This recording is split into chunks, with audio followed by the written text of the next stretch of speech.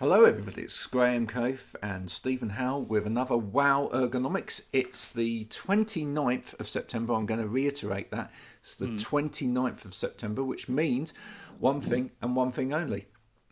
You know what it is? It's the day before the 30th of September. That's right. So what's Yeah. that then? What's that then? End of summer? No. Start of autumn? It's the No? end of September. That's for certain. Okay. Right, okay. Yeah. Maybe you need some help with this. So I'll bring on Go on our then. special guest today and see Right. whether they know what the 30th of September is. Okay, so I'll just make my hands do this so that goes like that. A little bit of And space. I bring the wonderful Rachel Woods in. Rachel, hello. Hello. Hello. So first I'm very question for you today is, you've probably heard that conversation is, tomorrow is the 30th of September, which is the last day of September. But what is that? What is that? It is the day before the 1st of October. Ah, brilliant. Well done. I don't think there's anything massively special about the 30th of September. There might be. I have a book on paganism somewhere. I can look it up if you like. There I know might we've be. gone past Yeah. I personally think that the 30th of September is pretty important. Okay. Any guesses? Is it your birthday, Graham? It is! Ah, Happy birthday to you. I was just furiously in the background putting into Google. Googling. 30th September. And the best thing, I came up with two things. Graham Coe's birthday. Graham Coates' birthday, one. Identity cards were issued in Britain on this day in 1939. And Calais was reoccupied. Calais was reoccupied by the Allies in 1944. And then I had to then dive back, so I didn't get any further than that. So. Okay. Well, there you go. Yeah. Other interesting facts were I was born in 1971. So does anyone know what that was the year of? Apart from some fairly bad pop music. I wasn't born yet. Was Ted Heath Prime Minister? Ted Heath was Prime Minister. But can you at this very significant date or year, 1971? Is it when ABBA formed? Was it? It's actually the year of decimalisation in the UK. Oh. Yeah, right. So it's when we went from shillings and stuff like that to Pounds and pence. Do you know what my mum was telling me about that the other day? She said how much of a faff it was to count out your change and work everything out when you had to divvy it down into shillings and pence. And she said it was horrible. So to decimalize, although lots of people rallied against it, she said it was so simple. It was such a simple. I'm deeply grateful we never had to do that. I'm deeply grateful we never had to do any of that. Absolutely, incredibly rallied against. And interestingly, we are one of the only countries in the world where we have really still tried to hold on to some imperial measurements. Now, you might have seen this. All right. Yeah. Long time ago, Stephen used to be in this trade as well. So he may know this as well. Do you remember listing paper? Yeah, 14.5-inch wide listing paper. Yeah, right, listing paper. But listing paper, weirdly, it was the stuff that you used to put in those dot matrix printers. Oh, with the holes down the side. Lines. The holes down the side, yeah. Oh, right. I didn't know the name of it. Never knew the name of it. I remember listing paper, but I didn't realise I remembered listing paper. I'm just full of useless facts. That's what you every day. But listing paper, when we sold listing paper, it would be like 11.5 by 241. They used to mix the imperial and the metric measurements, didn't they? Yeah. And we've done that in this country with loads of different things over the years, where we've put one of the measurements is metric and the other of that. And look, think about it. What do we still do in terms of things like people's height? Yeah, feet and inches. Yeah, feet and inches. I still think in terms of miles and miles per hour. I don't do kph. Yeah, I can do kph. We're mad in this country. We're mad. Is it us in the US that still very much focus on miles, pounds, ounces, and all that sort of thing? I'm just thinking the US does it, we do it, but I mean, there can't be many of us still left measuring in those ways, can I they? don't think so. You No. go round the rest of Europe, and everybody else has gone completely metric. We have really tried to hold on to it, like, you know, like some kind of bad buffoons that we are in the I don't know. I UK. quite like the quirkiness of it. I do quite Oh, like Can you the imagine the sign makers out there who are just praying for the day that every single road sign with some sort goes of to distance KMH. measurement has to get changed? They'll be like Kilometres. rubbing their hands, won't they? Bonuses all round for those guys when that happens. Mhm. So but Yeah. you know, it's ingrained within our culture to try and hold on to things. Look, you know, we've even got shops in the UK called Pound Stretcher. Think about that in 5 years' time, Yeah. or Poundland 5 years' Yeah. time. You know, Yeah. what's a pound going to be worth in 5 years' time? My kids laugh as they go Nothing. past it now.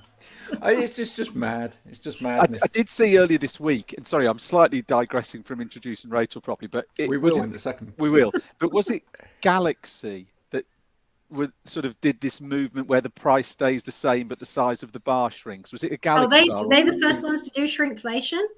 There was one this week, wasn't there? Someone they were saying, "Oh, this has suddenly happened," and someone else had sort of gone and keeping the price the same but shrinking the size of the bar. So as I say, the I'm price staying the same. I think Mars bars did it though, didn't they?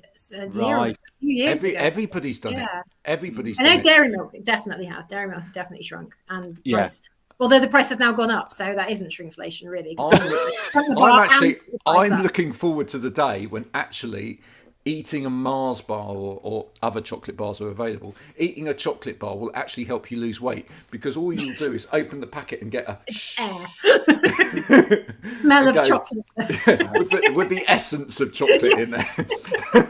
It's like, I just the good old days when I actually No, ate it's a just Mars paying bar. for the idea of chocolate. Not even the essence, just the idea of it. I just found the article. The Galaxy bar is shrinking from 110 down to 100 grams. That's what's happening. So it's Mars who owns the Galaxy brand. So the 110 gram bars are losing about 10%, but they're keeping the price the same. So I suppose in reality, it's 10% increase, isn't it? Yeah. Yeah, it is. Except, Gram for gram. and we can bring this back into ergonomics. Okay, but let's introduce Rachel first, and then I'll do it, because I will segue that back in a minute. But let's introduce Rachel first. That will keep you on tender hooks, folks, so that we come back into that conversation in a minute. And I will try and remember. Rachel, hello. Thanks for joining us. I'm sorry we've just abstracted you completely already. Do say who you are and what it is that you do. Yeah, okay. So, clearly it says on the screen, I'm Rachel Woods. I run Rachel Woods Coaching, but I am also known as Coach in Nature, although I don't go by that so much online anymore, just because a lot of my clients are like, what? Don't get it. No, I am a leadership coach. So working in the professional and executive sector. Again, Coach in Nature sounded a bit hippie, I think, for a lot of folks. However, I do still take my coachees outside. We go wandering around the local estates around here, Longleat Estate, the Stourhead Estate, Durham Park, beautiful, big, mostly National Trust and other places, and talk about stuff that they need to tackle to do better in their businesses, do better for their businesses. A lot of people I work with are SME owners, and they're struggling to go from that doing the do and looking after their baby, which is their business, and being able to trust bringing in, say, a business manager, a operations manager or director, so they can step away and do the important task of how do we keep this business sustainable? What do we need to do to keep it going in the future, as opposed to rolling our sleeves up, getting in the weeds and doing the do all the time. It's a real mindset shift, and a lot of the work I do with leaders is in that space. Not solely, but that's part of the course. Other than that, I have a podcast of my own called We're Human, because I'm very, very keen on bringing the human back into leadership and busting that myth that we all have to put a power suit on and stick a different mask on and go off and be a table banging leader. I think the world is going that way, slowly but surely. We're getting there. Empathy and compassion can be a powerful thing in leadership, and introversion is amazing in a leadership position. I did a poll, Graham, actually inspired by your polls, actually. So I did. Graham's poll's always popular. I'm going to do one of those. Yeah. And it was about leadership and people thinking about the best leaders they ever had, and whether they reckoned they were introverts, extroverts, or people that they weren't sure because they flexed it so beautifully. Ambiverts. Ambiverts, yeah, absolutely. And the overwhelming, I think 80% came back, was either introverts or ambiverts. Right. Only 2 or 3 people said that their best leaders they ever worked with were extroverts, which is quite telling when you kind of go into it. The amount of people I speak to just this morning, I coach you online, and they had the assumption that to be a great leader, they had to come across as an extrovert, even though that wasn't naturally them. And it was exhausting. It was draining. It was scary. It was, I think it's, excuse my language, bollocks. Can I swear on this one?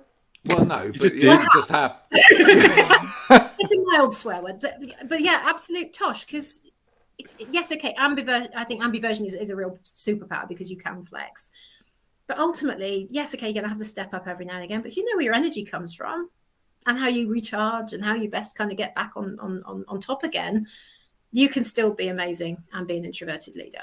Absolutely. Yeah. And actually, I was really, really heart-warmed, I think, when I did that poll, and it came back in the way I hoped it would come back, because that could have massively backfired on me, let's face it. How does that sort of cross over with things like sort of colour therapy, colour sort of looking at people as different colours, and where... Oh, you do like insights, like the colour, psychological metrics? insights. Yeah, that's the one.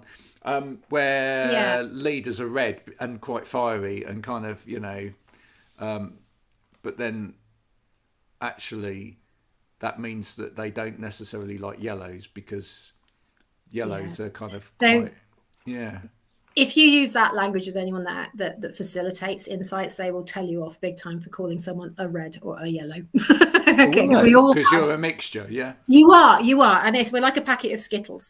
But we have a preference for these different color energies, as Insights calls them, and whether it's kind of fiery red, that kind of be bright, be brief, be gone, off you go.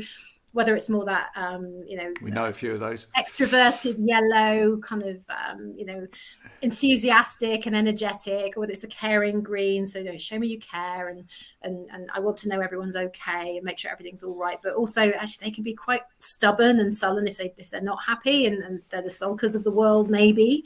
But again, not always. And then the blue energy is the detail. Show me detail and really let me get into the nitty gritty of things. But everyone has everything in different.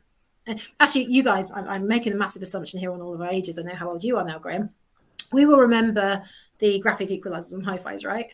Yeah, right. All right. Okay. So yeah, day to day, moment by moment, if you were to do an insights profile now, it would be different if you did one in, like, I don't know, 4 hours time when you're playing with your kids. Because you'll be ramping different things up. You'll be pushing different things down. You'll be doing this all of the time, but you will have certain areas, preferences that are more dominant than others. Your patience, for example, your tolerance for silliness, that kind of thing. So that it's helpful in leadership to know what those things are, to know your preferences, to know yourself. And that's a lot of what I work in. I'm not actually an insights practitioner anymore. I let that lapse in 2020, I think, when I was due to do it, and they wanted £4,000 on that. No, thank you. Well, you go independent, you have to become anyway. I was under an umbrella company when I was employed. That was luxury. So I kept it going, but of course now I'm paying for it myself. I'm like, nah. Also, there are better tools out there, in my opinion. There's Lumina Spark, which is really thorough, really, really thorough. And I would invest in that in the future. So if anyone's out there that wants to give me a discount, yay, because I've just given you a big up. I'll never say no. Actually, DISC isn't bad, but it's modeled very much on the same principles as Insights. They both use Jungian theory, so Carl Jung's theory of preferences and behavioral and attitudinal behaviors. So yeah, there are a lot of them out there. So I'm kind of in that space of, I understand enough about all of them now that I work with my leaders on a very much a person by person basis, without giving them the tools which allow them to pigeonhole themselves too much or pigeonhole other people too much. So We're Human as a podcast is very much around, actually, we are beautifully weird, wonderful, nuanced, special, unique, just like everybody else. And ultimately, it's pulling those strings together. I'm not saying I'm going to poo-poo psychometrics entirely. They have their place, and they're really useful for team builds and team dynamics and getting people to work together and start to know themselves. But they do come with the caveat of being very cautious that people don't use things like, well, you're a yellow, so you can't do this, or you're a blue, so you're too much in the detail and you don't care. Or you're a red leader, so you're a table banger, all that kind of stuff, because that's what happens. And when I was using it when I worked for Danon, no matter how many times you said don't use it that way, people would run away going, I'm a blue, or they'd use it as an excuse. I don't have any blue energy, so don't give me any detailed work to do. Like, no, I have a smear of blue on my profile. I literally have it, just a smudge. And yet I was running payroll and bonus reports for 600 people across 2 countries for 4 years running. They trusted me with that level of detail, with having this of blue energy. So yes, I could do it. I was exhausted. I ate my body weight in chocolate. Coming back to that, and I might bring you back to your point about Galaxy there, Graham. But it didn't mean I couldn't do it. It just meant I had to very carefully manage my energy so I could get myself into the zone to make it happen. So that's why I'm a little bit cautious with these psychometrics, because they do tend to give a little bit of excuse option. and that's a bit of a worry sometimes. But yeah, so I'm waffling now. It's great to. That's fine. We love a little bit. Waffle away. In terms of your podcast, you've obviously then talked to several leaders, as it were, in terms of how they're leading, etc. Has any of that conversation filtered over into the environment in which they're leading in? Because we'd be quite interested in that. I'm not sure, actually. I'd have to kind of revisit. What we've been doing with We're Human is leadership and ... on certain themes, certain topics.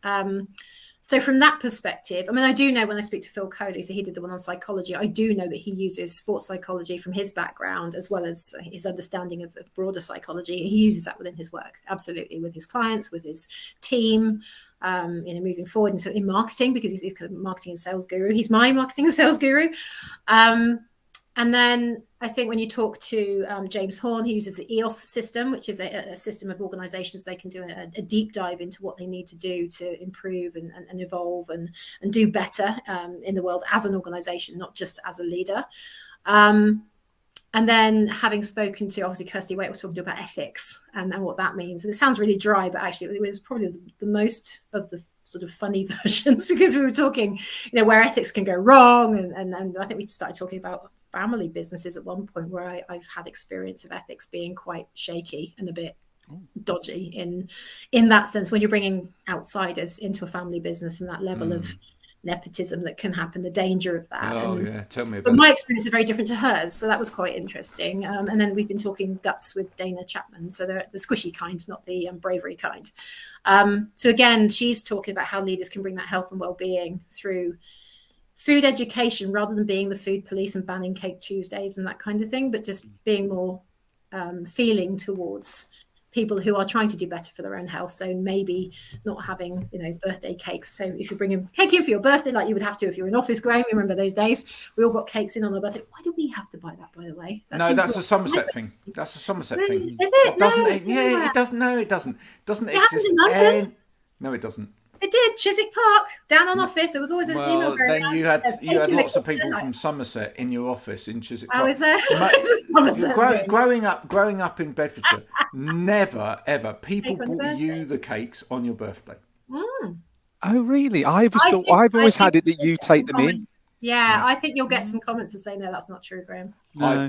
Maybe, but seriously, Guaranteed. growing up, it was always the other way around. I actually spoke to someone on a podcast about it the other day, and they said, yeah, it was always the other way around where they lived. Right. So I think it depends which area you come from. Okay, so that or not, whether you're doing Cake Tuesdays, no Cake Tuesdays, it's what role does leadership need to play to help people stick to the things that they've decided to stick to, and help them have healthy choices, as well as not saying, hey, you can't have sweet treats every now and again, because that just don't put them out on people's desks. Exactly, in the open plan office, right on one of these desks you have to walk past to get anywhere. It's like, well, no, hide them in the corner of the kitchen or something. So it's an effort to go and get it, rather than just grabbing a bit on the way by and off you go. So we've talked about this before. I've seen businesses deliberately put it out as the treat. Yeah. They go and they buy the big boxes of donuts or whatever. Yeah. The worst one ever was, as I've said on this before, was a business that were plying their young staff with alcohol on a business estate where you had to drive to it. Oh, God. Yeah. Yeah. But it was like, oh, well, we'll give them Alco Pops all day long to motivate them. Yeah, and the Dana gives... Dana does give an example of where it was a firm of lawyers, I think, that used to, every Tuesday would bring in donuts. The partners would bring in donuts for everybody, and they'd be somewhere really accessible, really So again, if you've got like low willpower, but you're really trying to cut down on how much sugar you're taking in, That's tough.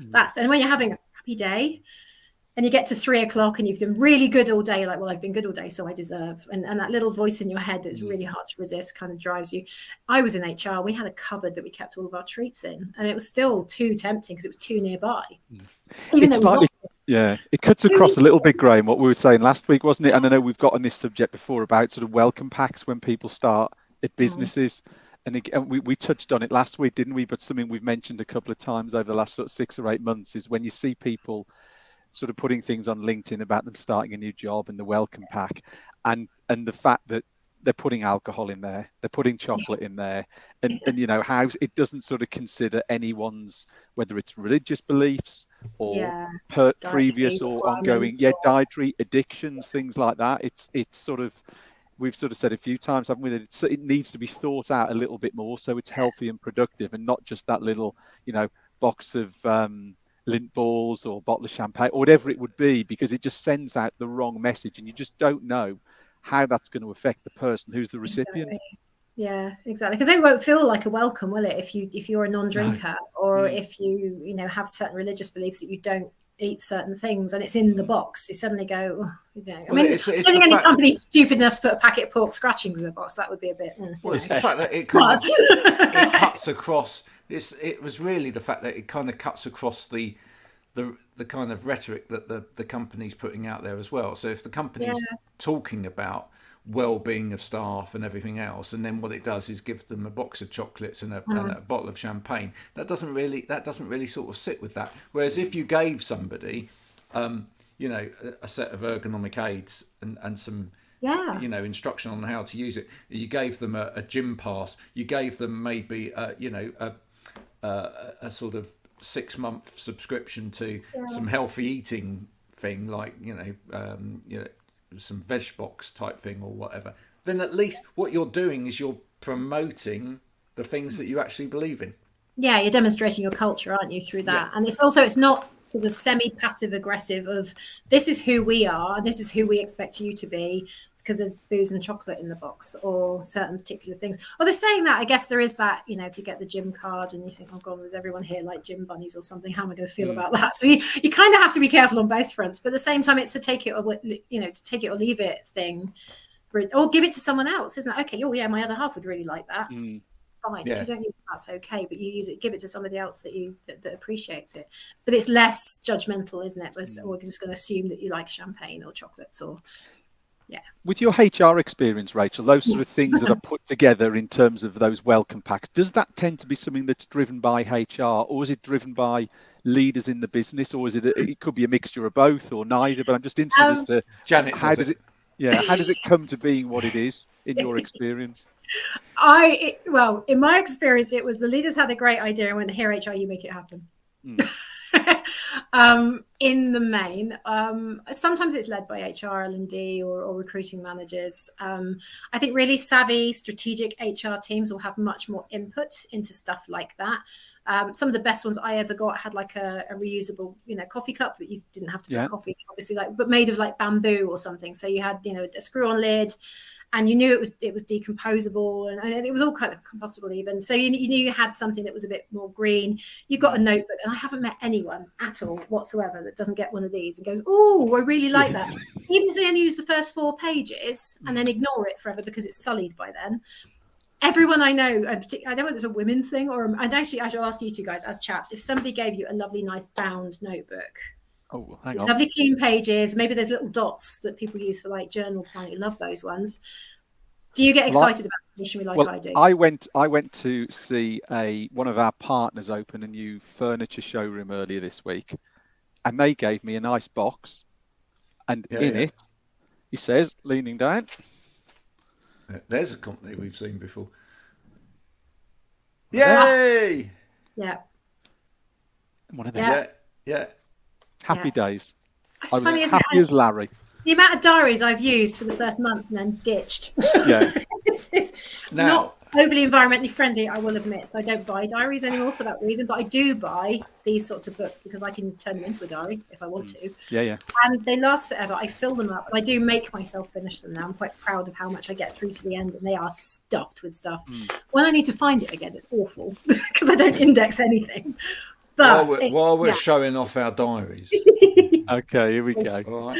They're having a stationery. I do not use a manual diary, but when it comes to notebooks, because that's a piddly notebook. I actually buy these now. I buy a teacher planner because these are brilliant. Have they got the little dividers and things you can put pockets in? But the way that they actually create the information and structure it almost like a lesson is really useful in terms of social media planning. Okay. So and it's got things like structure, tasks, and outcomes, and I just really like that. Nice. Brilliant. Yeah, I do like that. I would feel too constrained by it having anything written in it. So I'd be scribbling all over. I need it to be restraining with having stuff in it, because otherwise it looks like me doodling triangles. Okay. And boxes, which apparently somebody talked to me. That's another whole podcast, to be honest, which is interpretation of people's doodles. Why doodle boxes? Boxes has got to be the one, hasn't it? And then draw them in a square. Start with a square. Yeah, square, and then make it 3D. Oh yeah. And then just I sometimes do square and then make it in 3D. But then when I get more complex, and then I start doing the triangles inside it, and then do circles inside the triangles, and make it almost into something that resembles a kind of toy that you could give your child at Christmas in their stocking. Okay. As some kind of puzzle. What that means, you can all write in. Or if I've got a paper somewhere. I've genuinely got a research paper somewhere that talks about the power of doodles. Yeah.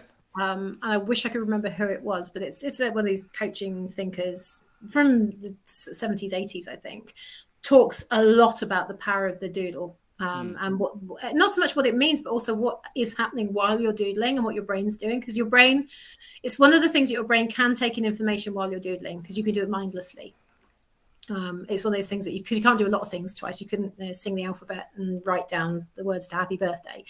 But at the same time, you can doodle and think and listen. And there's something about stimulating the fingertips. So if you're fiddling with something, it tends to keep you present in the room and in the space.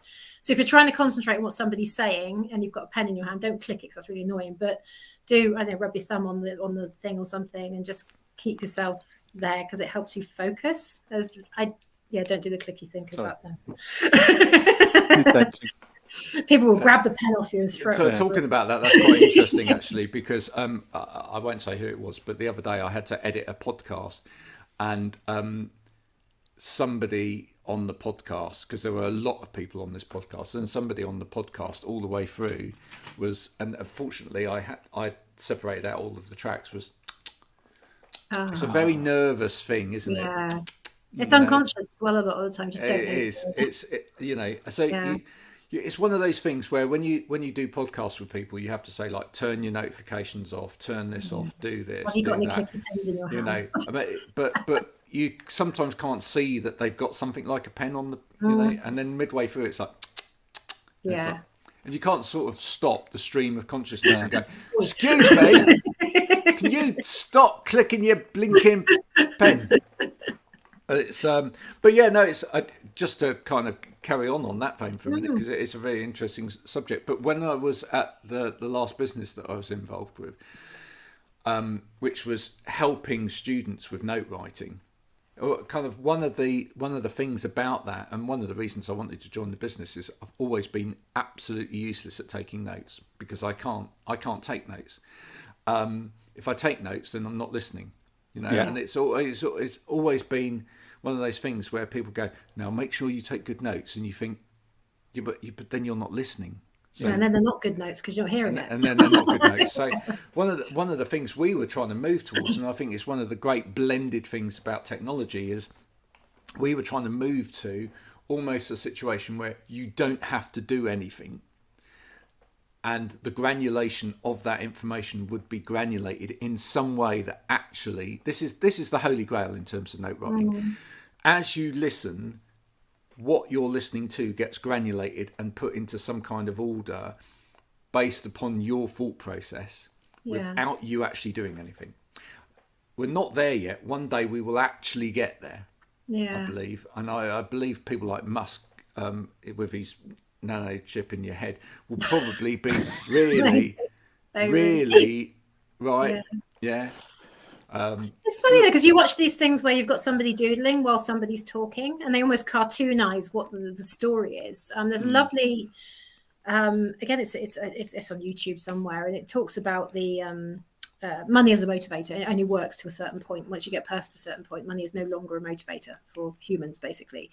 And somebody is, I think it's Dan Pink that does the narration, but somebody's doing a doodle all the way through, and that story has stuck with me on the basis of the doodle versus the basis of what he's saying. But I know what he was saying because the doodle kind of takes me through takes me back to being a kid and reading through those kind of Garfield annuals and God knows what, to kind of, because I would follow the story so much better with a visual and some words just associating to the visual. And that's where I kind of went with the whole note writing thing, which was that as I was trying to sort of architect the perfect thing, was that actually what you want to do is you want to be able to capture the information in lots of different ways, allowing the person that's listening to do what they need to do in the middle of that happening. So if someone needs to just sit there and doodle, because actually the doodling is quite helpful to them. It's letting them you need to allow them to do that, but actually maybe capture more of the information and the granulation in other ways. So there's some, for the future, just for those that want to really know, there could be some really interesting technology that would help with that. I mean, we even started looking at Amazon are developing some really clever technology which scans people's faces as they're listening to information and recognises when information's being taken in and when it's not. When you zone out and think about your shopping list for the evening. So it looks for, and that's really good for feedback for people that are disseminating that information as well. To go, actually, at that point you had them, and that bit will go in. At that point, you lost them there.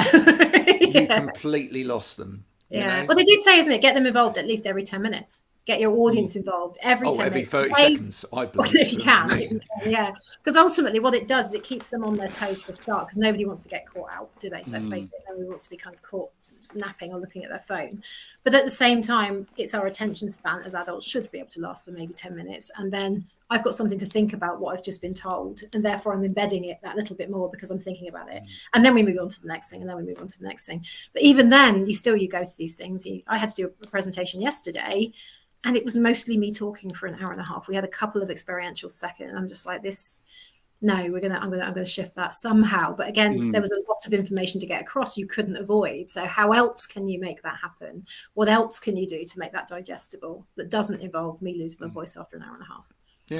When I went to that event earlier in the week on Tuesday, and you saw the company when I lifted the thing up, but they had a couple of speakers there. One lady about coffee, which is really interesting. But the second person, always interesting to talk about coffee.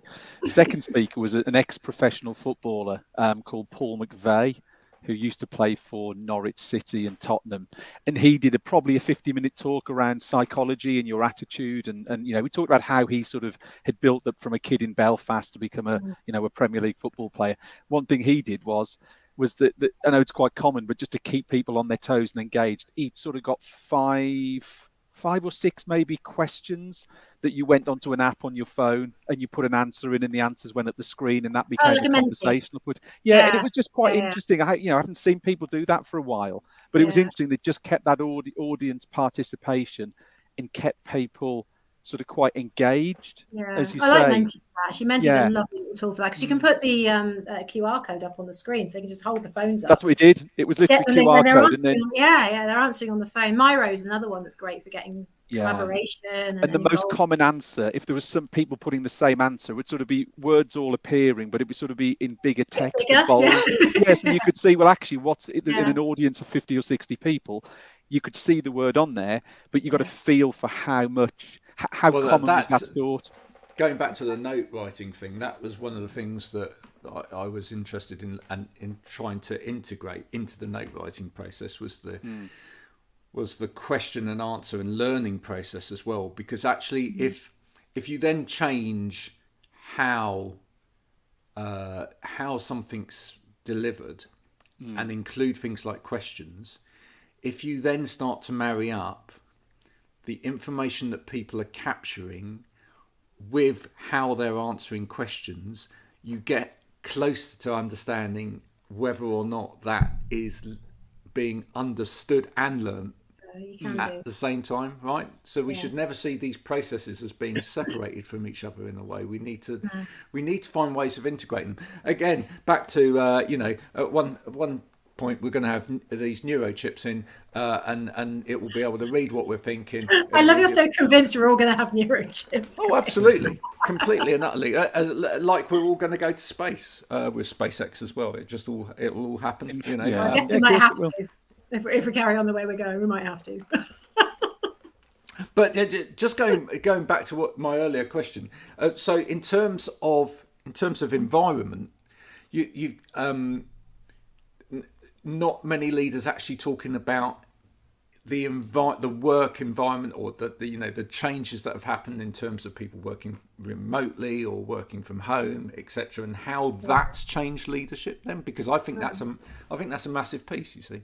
It has, and it's a real challenge for leaders as well to get their heads into that space, because there are those that want everyone back because that's the only way I feel like I can kind of control things or keep an eye on everything. And that to me shouts, I don't trust the people I've recruited. Yeah. That screams to me, I've pulled people in, I made the decision to employ these people, and I'm thinking, well, did you make a crappy decision then? Because clearly you've employed them, but you don't trust them to get on and do the job. And obviously you're not measuring their outputs, you're measuring their presenteeism. And that to me is a massive red flag. And in the leadership sense, when they're so insistent they have to be in the office.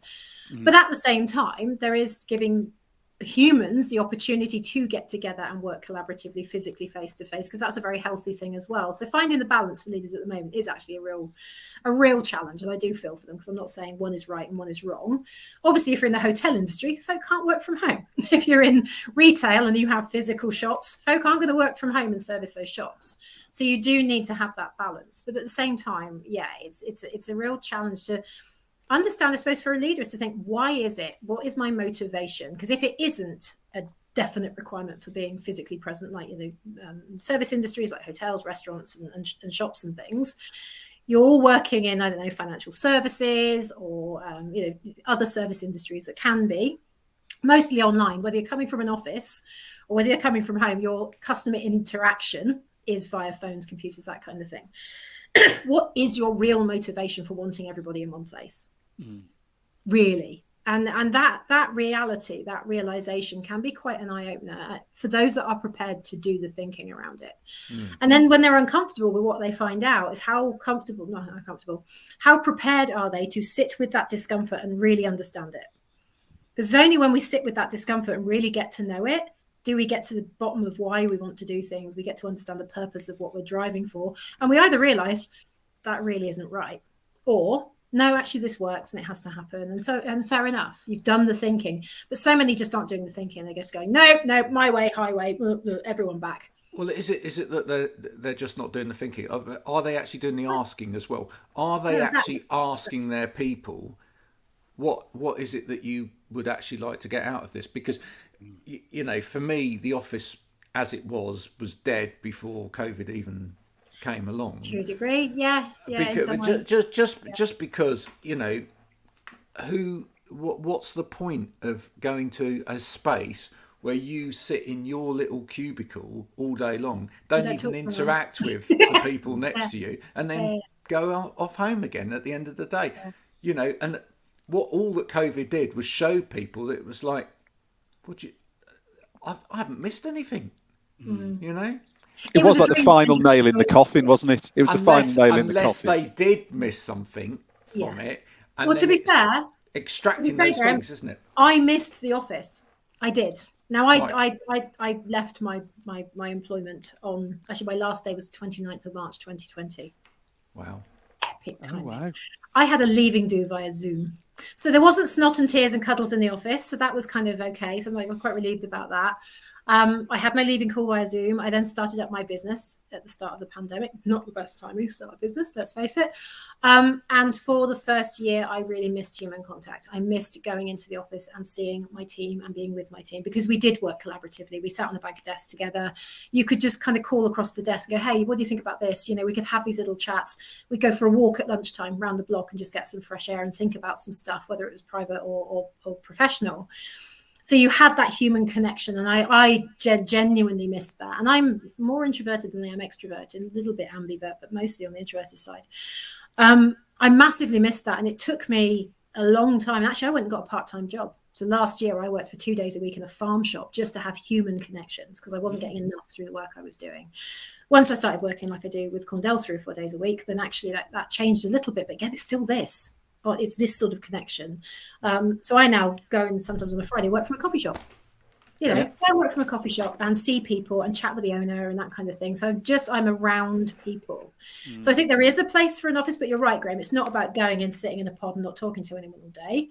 If you're driven by that and that makes you happy, then you know what, work from home if that keeps you productive.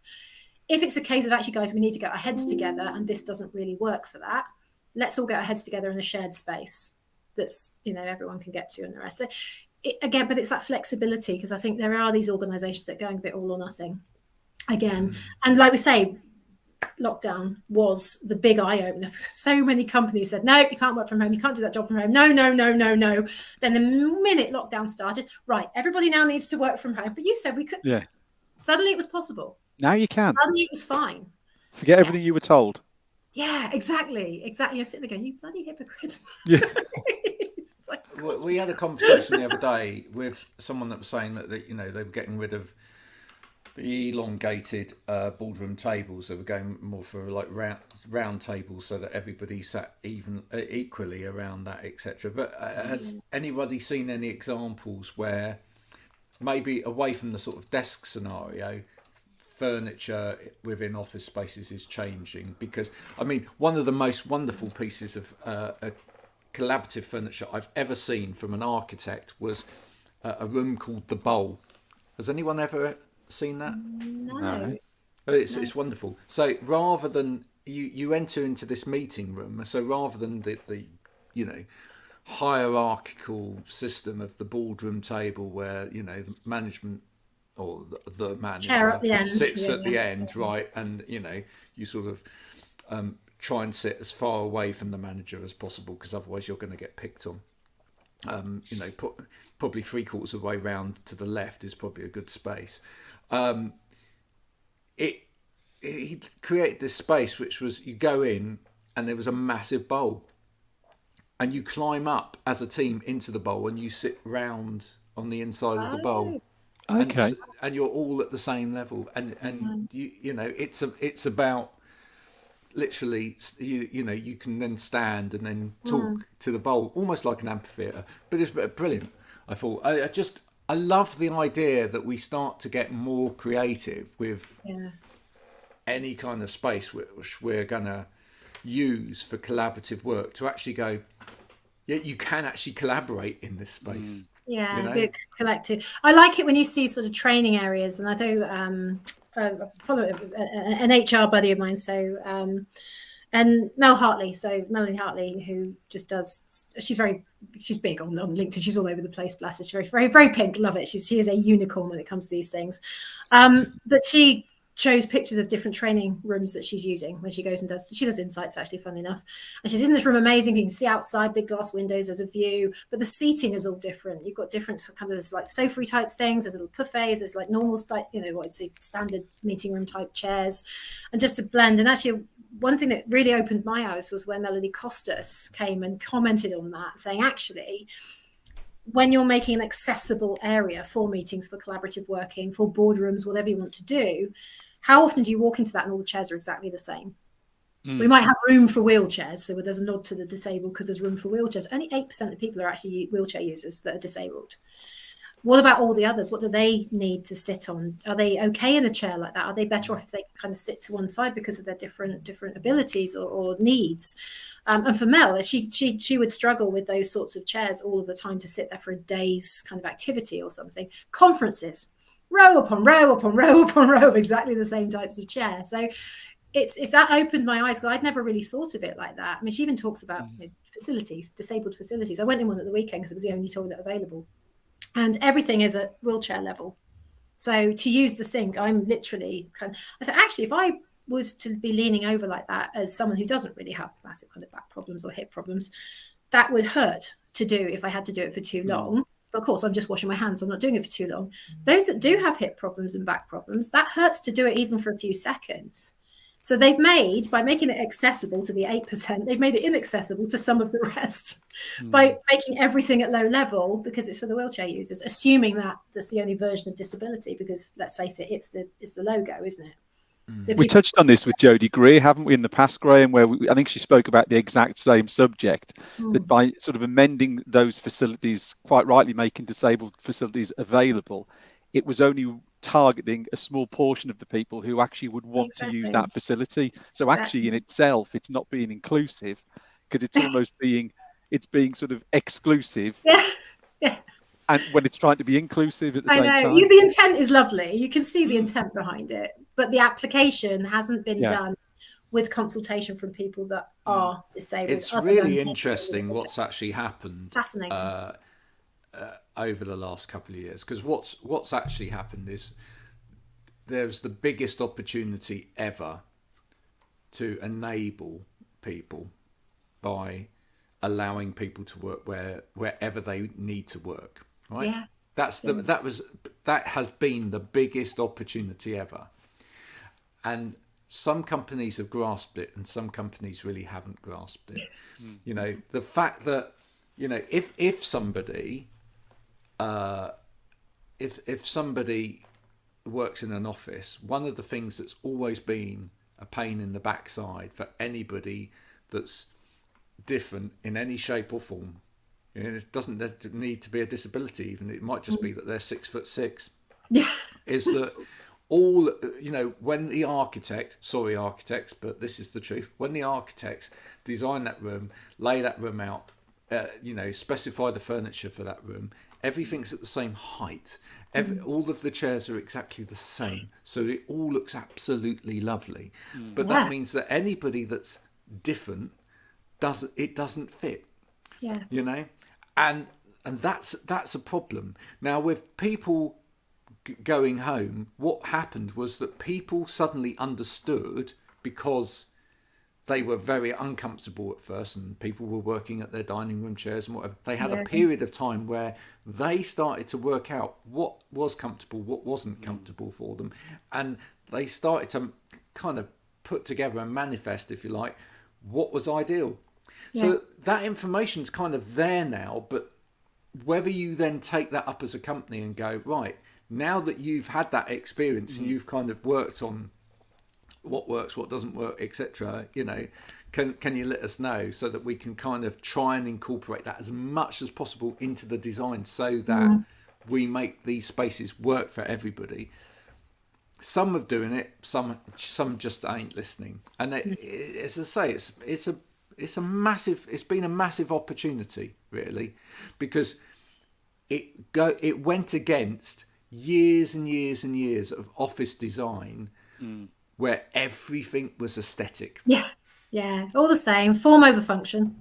Function. It has to look like this. It has to, And it could be dropped in any office block, and you'd have no idea what organisation you work for, where you were all at. The chairs look the same, all the desks look the same. And I know that organisations try and get in, you know, chairs that can be adjusted and personalised. But even then, you've got people working part-time, you've got different people coming and going.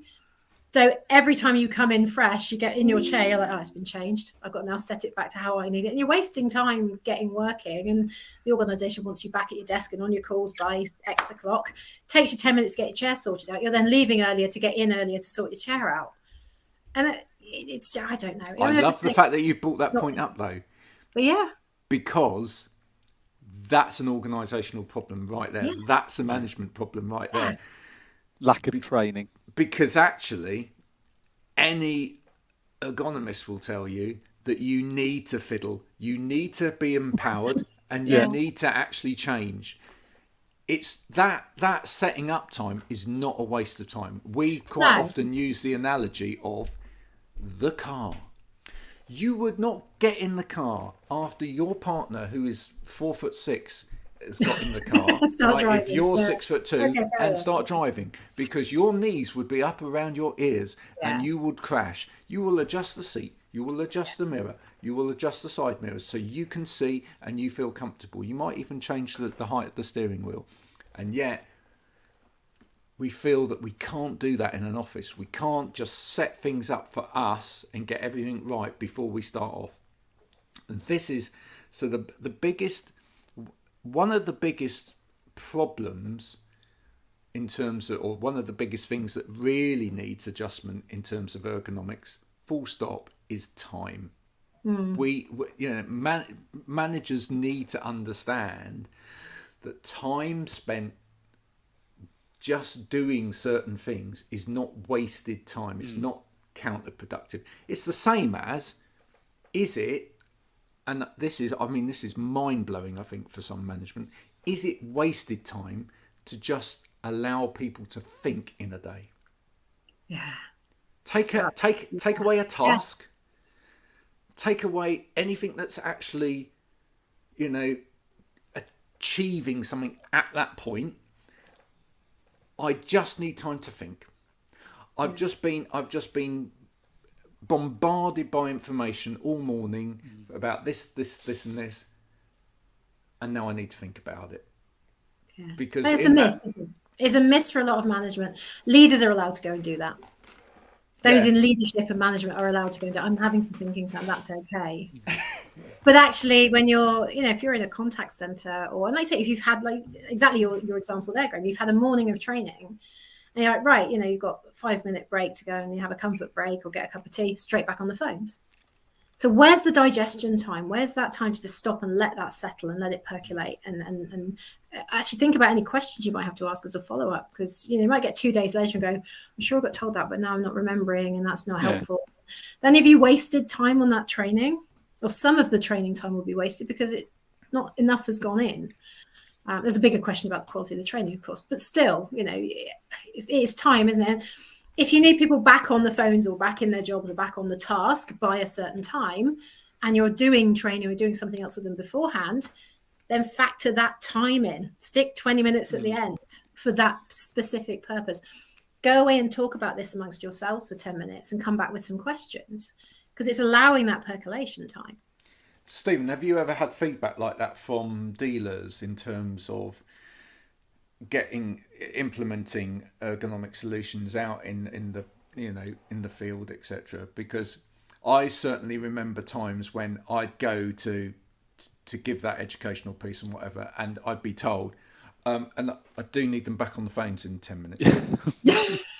I think, as you say, there's things that need extra time and additional time for people to absorb them in. If you start putting people on the clock, it then becomes a rush and a panic, and people forget about it. So actually everything you've taught them sort of gets lost because you were being asked to squeeze it into a certain time period. And you're right. I think if it takes 15 minutes to tell someone to do something and it sticks, that's more worthwhile than giving them 10 minutes and them doing it wrong or going in again and again and again. So putting time constraints on sort of training and education, certainly around ergonomics, is not going to get people on board. The drop off will be very, very quick because they haven't been able to people take things in at different paces. And if you're restricting it or constricting it, you've gained a bit little time in the short term, but long term, what you're trying to make stick just won't stick, and it will just drop off, and it's got to be then started up again and again. It'd be so interesting to do or get some facts from people about how many extra times they've had to go in and reiterate the same information because they weren't allowed to do it in the right way and the right time the first time round, and then the people receiving the information weren't allowed that time to absorb it. And therefore, am I right in assuming that the work, if you're doing that work, you're going in and you're educating people around ergonomics in the workplace or wherever that happens to be, that a lot of that job that you're doing, and that's okay, there's the nuts and bolts of it, there's the how-tos, but it's about behavioral change, isn't it? It's about creating habits, like you say, spending that time to fiddle with your chair. It's creating those habits that lead to long-lasting results. And you don't create habits without unlearning the bad ones and then having time to embed the new ones. But it's not just what you learn on the day, even if you've got time to think about it afterwards. It's how does the organization then make those habits easier for those people to do every day and make the bad habits harder for people to do every day. Going back to the cake thing, you know, the bad nail on the head thing, easy to grab. The good habit is let's hide it away somewhere so people have to make an effort to go and do it. So in which case, a lot of people won't because they can't be bothered, which is a good thing. You know, you want to run in the morning, keep your shoes by the front door, that kind of thing, good habit. You want to steer clear of the chocolate in the house, hide it. You want to eat more fruit, make it where it's accessible to grab. And I think with ergonomics, I'm guessing that there's a lot of behavioral shifts that you would expect those organizations to make. But how many of them, in your experience, actually stop and go, right, so what changes can we make to embed this behavior? Limited. Very, very limited. You know, and that's, I'm glad we're talking about this morning, because I think it's part and parcel of, you know, where the different sectors need to come in, and I think it's where you know, we need to work with people like yourself, etc., who are doing the management piece or the leadership piece as well, because you know it's part of the cultural shift and mindset shift change, etc. You will not get well-being on the agenda properly and make the changes in terms of well-being and actually make it more proactive rather than reactive. We're very reactive in this country. Everything's sort of like, oh goodness, someone's about to sue me, right? Because you know they've got pain at work all of the time. Now I better get somebody in and sort it out. You know, it's so there where it should be, so proactive and really helping everybody to understand how to self-serve in the first place and what they need to do and what they don't need to do. And as you say, learning proper habits, and that takes time. And I'll come back to the time thing again. Management, just, you're not allowing enough time. But then managers quite often aren't allowed enough time. That's the challenge, is the leadership will be pushing and pushing and pushing. The teams are pushing back. Managers are in the middle. They're in a sandwich of translating ideas from the top and encouraging action from below and changes of behavior. They have a behavioral shift to make themselves. They have an opportunity and I think actually a duty to role model this stuff, to demonstrate that it is possible. But again, they've got all of these extra pulls on their time, going back to time again. So I do feel for managers, because they are probably in that squeezy bit in the middle. Actually, quite often leaders don't role model this stuff, and that's quite dangerous. I know we pick on leaders because there's a lot on their shoulders, let's face it, but at the same time they do have a duty to really be you know, driving for these things. Also, how much are they happy paying loads of sick pay because of people having work-related injuries, DSE related injuries? Maybe we're getting it all wrong, folks.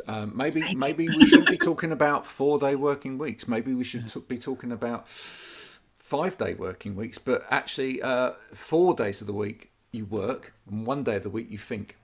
Who knows? Who knows? Maybe. I'm just getting you to think about it. Well, they did the experiment, didn't they? The 4-day working week experiment. A lot of organizations did that. Some have carried it on because actually they found it was more productive. They had a more productive workforce at that point. Is it the same across the board? I don't know. I haven't looked into the research. Yeah, I think a lot of those organisations loved it because they were getting a lot out of people in 4 days. Yeah. I'm not sure that some of the people that are doing it within the 4 days actually. It's a question of whether it's 4 really long days, isn't it? And is it worth it to do 4 really long days? 16 hours a day, 4 days a week. No, thanks. Are you actually working 4 days? We're going to have a second episode with Rachel. We've virtually run out of our time. I know, right? We have I'd very highly recommend Mel Costas if you've ever got an opportunity to get her on. She will.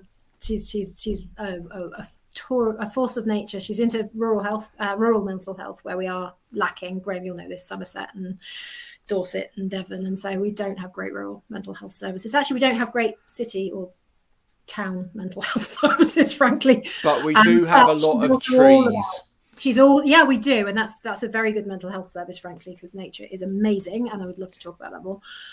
But she does also have a big thing to say about ergonomics for those with different abilities, disabilities, and different needs within working situations. We shall get her on. Maybe you Yeah, can mention it to her. That would be I will. fantastic. I'll drop her a line. Say, hey, connect with Graham if you're not already. Folks, this has been Rachel Woods on today. Pleasure. I hope you've enjoyed the conversation. A little bit more of talk about management today, but you know, think of some of the challenges. We've talked about a lot of different things, including how we take notes, doodles. You know, the fact that is that all right? Different personality types within business. Are you an introvert, ambivert? Does that make a difference in terms of the way you interact with people?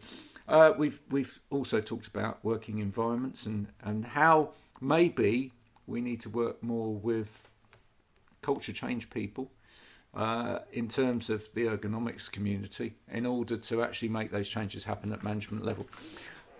We'll be back next week at midday for more of the same. Keep safe out there, won't you? Bye for now. Thank you. Gosh.